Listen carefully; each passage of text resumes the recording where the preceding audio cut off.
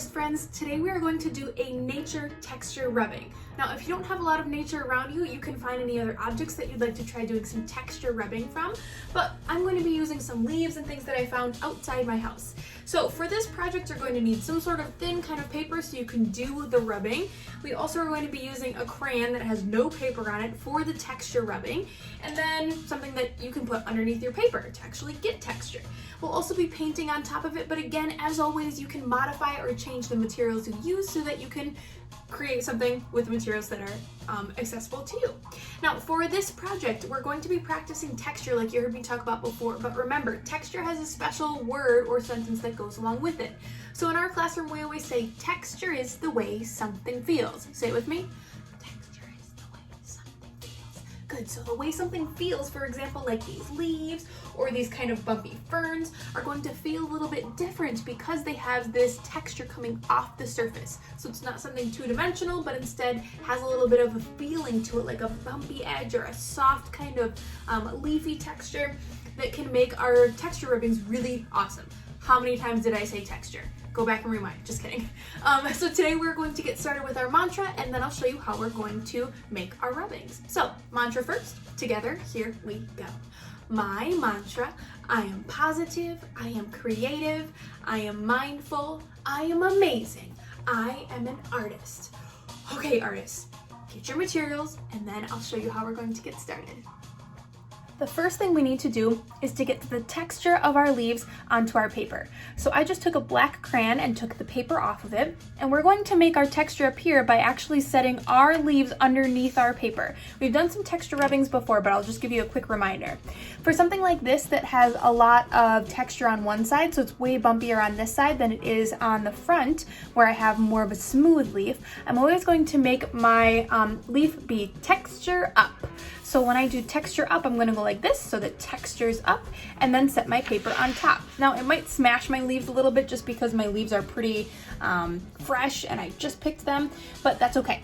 Now when I hold my crayon, instead of holding like a regular way you'd color your crayon, that's gonna get us too hard of pressure. So hold it kind of like you're a little gator and you're chomping onto your crayon like this, and then press sideways and kind of give it a little bit of a whisper so that you can see the taller bits of the texture sticking up on your paper, and the shorter bits are going to be more just the color of the paper. So we've got that little leaf sticking out with kind of like a little pea pod or something like that of this first one. So now I can find another leaf like this hydrangea leaf that I picked, tuck it underneath. Remember, texture up, so one side is a little bit more textured than the other, if you can see the difference between these two.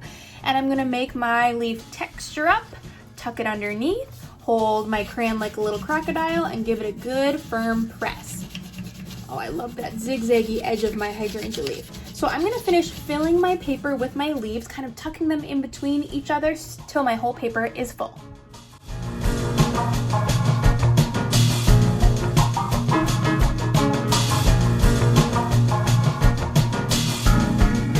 I love that the way I pressed my leaves is just a representation of what's outside my house, and might be fun for you to see what is in your neighborhood around you.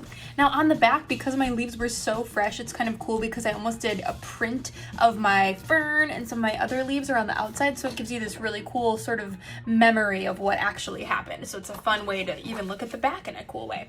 And once you have filled the front of your paper, then you're going to practice painting inside your leaves. Now some of them will be a little bit trickier, like this fern. I may even just outline a little bit or do just the little stems because there's not a lot of leaf substance to my fern since it's mostly stemmed. In fact, look how floppy it is now. It's going to be hard for me to paint inside each of those little teeth. So I'm going to probably just do the stem. But spaces like this, I can actually outline with a color first and then color in with its buddy or its analogous color. Of course, you can do a little bit more realistic painting, but sometimes I like to do really bright colors just to play with making my leaf texture rubbing really bright. So for example, if I was going to paint in this leaf of the bleeding heart bush that I have outside, I'm going to outline first the edge, and that crayon should resist, and I'm going to do a nice thick outline here, and then I'm going to pick an analogous color. Remember, analogous colors are neighbor colors. So when we look at the color wheel, those neighbors live along the outside edge of the color wheel, and they're always going to mix together well because they're neighbors and they love to be near each other. So do just a little bit more water, and I'm going to blend those two together so it's kind of like a blue-violet in between those two. So I'm going to finish painting in my bleeding heart with the purple and the blue on the inside. Then pick a new set of analogous colors and paint each leaf with analogous neighbor colors.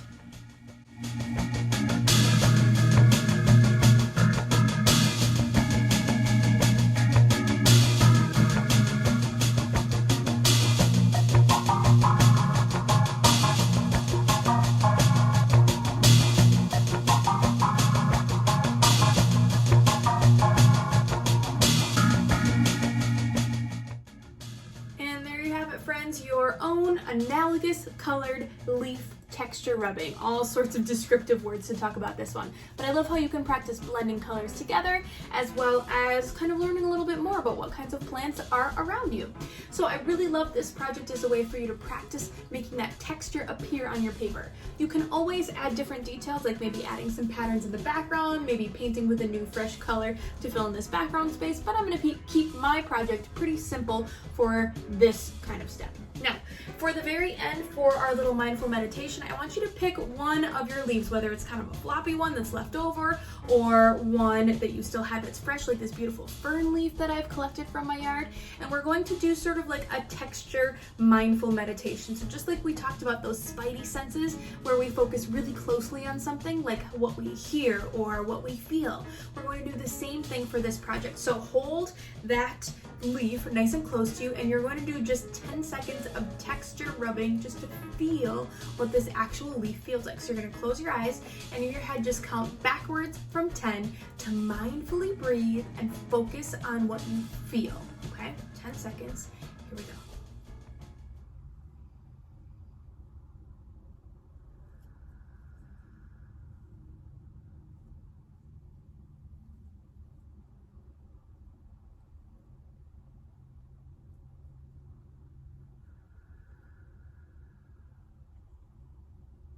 Honestly, I kind of lost track of time because I was really feeling these tiny little leaves of my fern. So cute. And I just love feeling that fresh leaf. So obviously make sure you have permission to go and collect things from your outside neighborhood or around where you live to make sure you're not taking something that isn't yours. So my friends, always remember that you are amazing, you are strong, you are resilient, and I love you. Keep creating, and we'll see you next time.